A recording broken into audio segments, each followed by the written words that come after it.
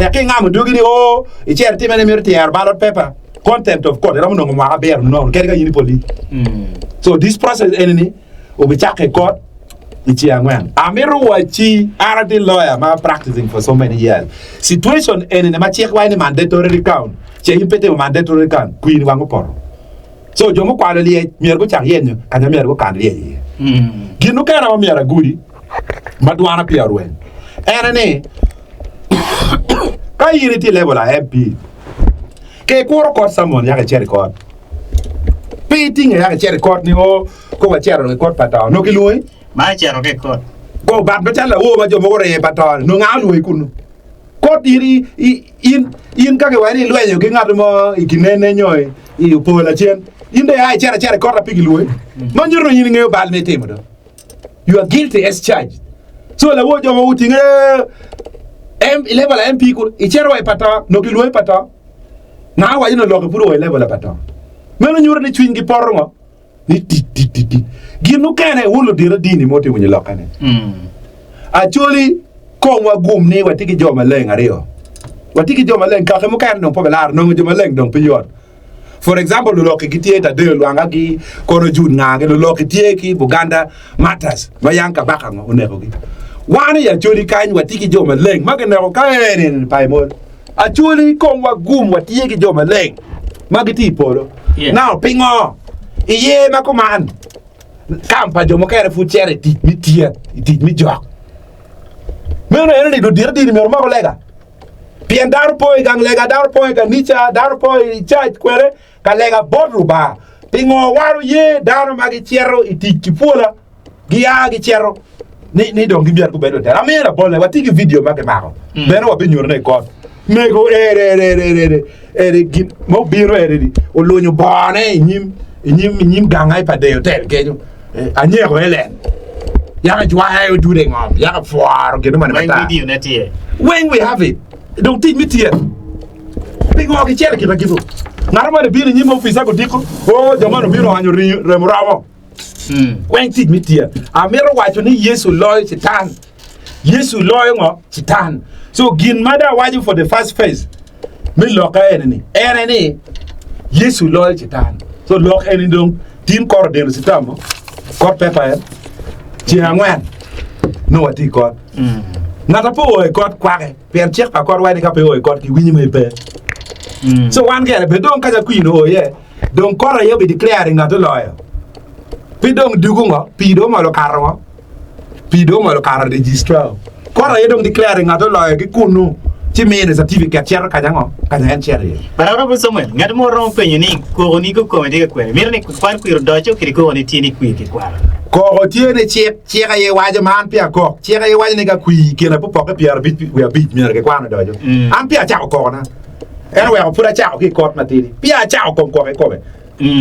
so ko nge kwa no dojo ki ma che waje ke ka ke kwa no dojo mana nge ka resale be ke ni pia na cho statistics ki Alexander Wang ene no furare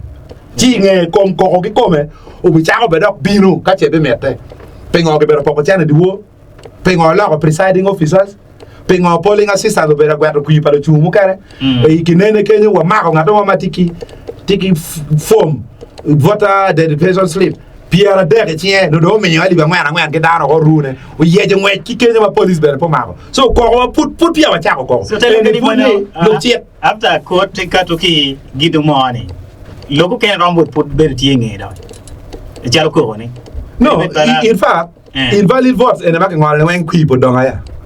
wen pole wen chok mi are kui po donga wa chairman electoral commission wa jini kede ga ki tono wa ngarma na tona no don kui pa ngarma ni kede ga ki gwer vi atike la bol ni kui ma ke tono ga wa jon wa invalid mo ne ke gwer vi jon wa invalid ti gima dit mako gama e million are this presiding officer get this presiding officer ma beri wi poloni ene invalidating kui po donga ma ene petit ma bede en belo ter mateno ma agre pe o Pierre de kabi Pierre ga dano bi ni kui the process has to be fair ka ngaro man ne ngi loyo fair and square ya chero dang chera temu kenu ka nyo gwa ga Real Madrid nyo gwa ga chera Benfica and when the process is not fair kinya na lo in futa ka chaka and a wachi da ga mi win loka MP Christopher ko makejo bere kok ni ti mwaka mukate u yele bien ke bere yele en kot mwaka ne do be bere ma pat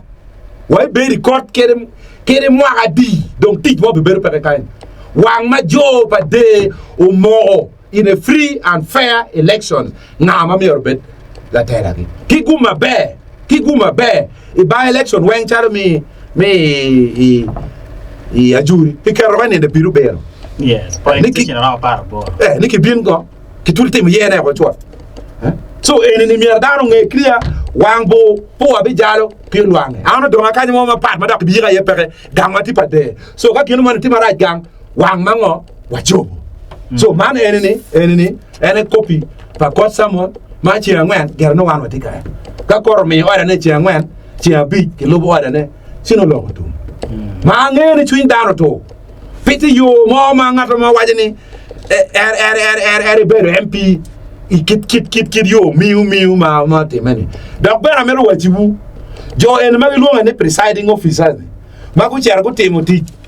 ma right adida ma per wate ki chiek i polling stations chalo i la yet compound qui invalid a par bor kinene invalid vote piareo ba diang ikela invalid vote a par bero uluo mu an kanyo donga ti ka loye invalid vote beru duong kanyo donga ti ka loye invalid vote beru ngo duong ginu kana ma miera pen pingo bolu qui ipora angole tung pora sai pingo bolu qui chaka chareo ipa de town kan wachawa beat football qui ngo peke pien ke pelo tena pia nika kaya ni stronghold podonga cheruwa tu ka ta ki machine ano bere ga bolu ku ikinene chawa pa igangwa kanye ipola chen police chu ngaro te lai ni do ngado mo ole wa nga menu tie me alo yu migi presiding officers sub county supervisor so ami chala bole ipola chen primary chawa pa no police ngaro ngelai ento ipora sub county giso ma pitie ngat ma loyo ye ena yo biro ka waini ke met bolukui ki chawa chel no eno ni tija ngo